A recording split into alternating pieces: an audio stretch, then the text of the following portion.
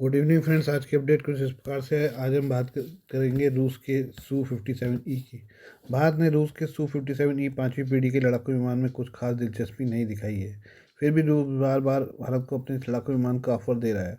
Su-57E बनाने वाली रूसी company United aircraft corporation (UAC) के CEO वादिम बड़ेखा ने एक बार फिर से भारत को रूसी विमान की पेशकश की है। उन्होंने कहा कि यह कार भारतीय वायुसेना की लंबी अवधि की जरूरतों के लिए बहुत सही है। उन्हें इसकी लंबी उम्र, फ्लेक्सिबल डिजाइन और भविष्य की टेक्नोलॉजी के साथ आगे बढ़ने की क्षमता की तरफ इशारा किया।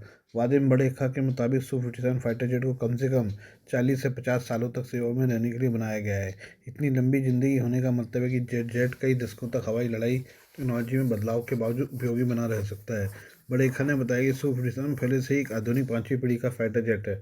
इसमें स्टेल्थ क्षमता, स्मार्ट इलेक्ट्रॉनिक्स, मजबूत सेंसर और कई तरह के मिशन करने की क्षमता शामिल है। उसी कंपनी के CEO ने कहा कि यह विमान हवा से हवा, हवा से जमीन और इलेक्ट्रॉनिक वॉरफेयर जैसे कई मिशन एक साथ अंजाम देने में सक्षम है। उन्होंने जोर देकर कहा कि Su-57 सिर्फ आज की लड़ाइयों के लिए नहीं, बल्कि भविष्य की हाईटेक हवाई लड़ाई की जरूरतों को ध्यान में रखकर तैयार किया गया प्लेटफॉर्म है। UAC प्रमुख के मुताबिक रूस Su-57 को एक इवॉल्विंग प्लेटफॉर्म के रूप में देखता है, न कि एक ऐसे जेट के तौर पर जिसे जल्द रिटायर करने के लिए मजबूर होना पड़े। बड़ेका ने यह भी दावा किया कि Su-57 लड़ाकू विमान को और एडवांस करने के काम बंद नहीं हुआ है, बल्कि इंजीनियर पहले से ही इस एयरक्राफ्ट को और ज़्यादा एडवांस बना रहे हैं। Su-57 की क्षमता क्या है? Su-57 रूस का 5वीं पीढ़ी का स्टेल्थ फाइटर जेट है। इसमें रडार को चकमा देने की क्षमता है। ये air to air, air to ground दोनों मिशन एक साथ कर सकता है। Su-57 में सुपर क्रूज क्षमता, यानी बिना आफ्टर बर्नर के सुपरसोनिक उड़ान भर सकता है। इस लड़ाकू विमान में एडवांस ऐसा रडार और मल्टी स्पेक्ट्रम सेंसर लगे हैं।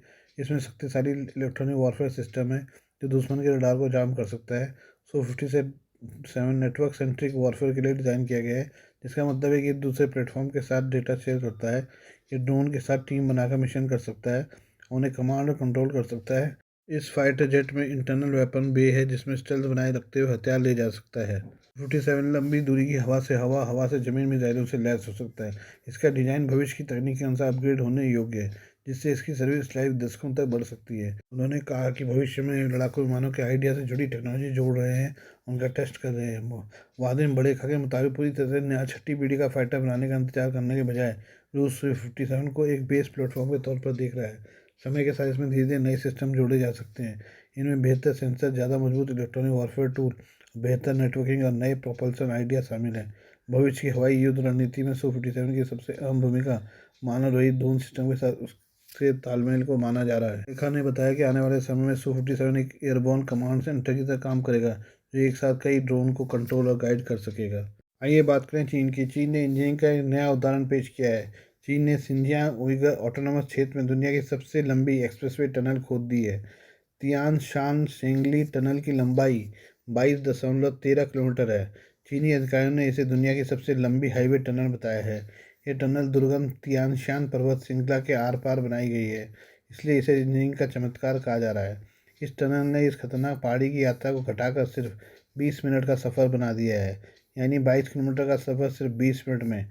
चीन की सरकारी मीडिया की रिपोर्ट में कहा गया है कि यह परियोजना न सिर्फ इंजीनियरिंग के लिहाज से, बल्कि रणनीतिक और आर्थिक रूप से भी बेहद अहम मानी जा रही है। चीनी मीडिया रिपोर्ट के मुताबिक तियानशान शेंगली टनल 0711 उरुमकी यूली एक्सप्रेसवे का हिस्सा है, जो उत्तरी और दक्षिणी सिंजियांग को जोड़ती है। इस एक्सप्रेसवे की कुल लंबाई 324.7 किलोमीटर है और इसके निर्माण में करीब 5 साल का वक्त लगा है। ग्लोबल टाइम्स के मुताबिक इस परियोजना पर चीनी सरकार ने करीब 46.7 अरब युआन, यानी करीब 6.5 अरब डॉलर का निवेश किया है। चीन की सरकारी न्यूज़ एजेंसी सिन्हुआ के मुताबिक मुश्किल भौगोलिक परिस्थितियों की वजह से इसका निर्माण करना अत्यंत मुश्किल काम था। इस वजह से इस मार्ग में पुलों और सुरंगों का अनुपात 90% से ज़्यादा है। टनल की अधिकतम गहराई 1112 मीटर तक जाती है और यह 16 भूवैज्ञानिक फॉल्ट जोन से होकर गुजरती है, इसलिए इसका निर्माण दुनिया की सबसे मुश्किल इंजीनियरिंग प्रोजेक्ट में से एक कहा जा रहा है। वन न्यूज़ से चीन कम्युनिकेशन कंस्ट्रक्शन कंपनी के चेयरमैन सोंग हाईलियांग ने कहा कि यह टनल न सिर्फ लंबाई के लिहाज से रिकॉर्ड है, बल्कि इसमें हाईवे टनल के लिए अब तक का सबसे गहरा वर्टिकल शाफ्ट भी बनाया गया है। इस परियोजना के लिए चीन ने स्वदेशी रूप से विकसित hard rock tunnel boring machine TBM का इस्तेमाल किया है, जिसे अत्यधिक ठंड, ऊंचाई और कठोर चट्टानों में काम करने के लिए खास तौर पर डिजाइन किया गया है। चीनी एजेंसी ने कहा है कि एडवांस टेक्नोलॉजी की वजह से इसके निर्माण में लगने वाला समय एक चौथाई कम हो गया है। ये जाने इसकी 10 बड़ी खूबियाँ। तियानशियान शेंगली टनल 22.13 किलोमीटर लंबी है। इसे दुनिया का सबसे लंबा एक्सप्रेसवे टनल कहा जा रहा है। यह टनल चीन के सिंजियांग उइगर क्षेत्र में तियानशान पर्वत श्रृंखला के नीचे बनी है। टनल के खुलने से पहाड़ी इलाकों का कई घंटों का खतरनाक सफर सिर्फ 20 मिनट में सिमट गया है। यह G0711 उर्मुखी यूली एक्सप्रेसवे का अहम हिस्सा है। यह सिंजियांग के उत्तर और दक्षिण हिस्से को जोड़ता है। टनल की अधिकतम गहराई 1112 मीटर है, जो किसी भी हाईवे टनल में सबसे ज़्यादा मानी जा रही है। निर्माण के दौरान टनल 16 सक्रिय भूगर्भीय फॉल्ट जोन से होकर गुजरी है। इसे अत्यधिक ठंड, ऊंचाई और भूकंपीय जोखिमों को में ध्यान में रखकर डिज़ाइन किया गया है। टनल के निर्माण में चीन की स्वदेशी hard rock tunnel boring machine TBM का इस्तेमाल किया गया। इसके चालू होने से माल ढुलाई का समय 3-4 दिनों से घटकर 1-2 दिन रह गया है। चीन इस टनल का इस्तेमाल सैन्य उपयोग के लिए भी कर सकता है, इसलिए इसे रणनीतिक टनल भी कहा जा रहा है। सिन्हुआ न्यूज़ ने बताया कि इस टनल के खुलने से सिंजियांग के उत्तर और दक्षिण हिस्सों के बीच संपर्क में क्रांतिकारी बदलाव आने की उम्मीद है। उरुमकी से कोरला तक की यात्रा, जिसमें पहले करीब 7 घंटे लगते थे, अब सिर्फ 3 घंटे में पूरी हो सकी। माल परिवहन के लिहाज से भी एक महत्वपूर्ण रास्ता बन गया है। पहले जहां सामान पहुंचने में 3 से 4 दिनों तक का वक्त लगता था, उसकी जगह अब सिर्फ 1 से 2 दिनों का वक्त ही लगेगा। यह टनल चीन की यूरेशिया से कनेक्टिविटी को भी मजबूत बनाएगी। इससे Beijing, Tianjin, Hebei, Yangtze river delta, Guangdong, Hong Kong, Macao greater bay area और चेंगडू, चोंगछिंग जैसे प्रमुख आर्थिक क्षेत्रों को जोड़ने में मदद मिलेगी। भारत के ऑपरेशन सिंदूर के बाद पाकिस्तान में खलबली मची हुई है। भारतीय ड्रोन हमलों की सटीकता से घबराया पाकिस्तान अपनी नियंत्रण रेखा LOC के पास पाकिस्तान अधिकृत कश्मीर POK में बड़े पैमाने पर एंटी ड्रोन और हवाई रक्षा सिस्टम तैनात कर रहा है। बावलाकोट, कोटली और भिम्बर सेक्टरों में 30 से अधिक काउंटर ड्रोन यूनिट की तैनाती को संभावित ऑपरेशन सिंदूर 2.0 के डर से जोड़कर देखा जा रहा है। सूत्रों के अनुसार पाकिस्तान ने LOC के बाद 30 से अधिक विशेष एंटी ड्रोन यूनिट तैयार की है।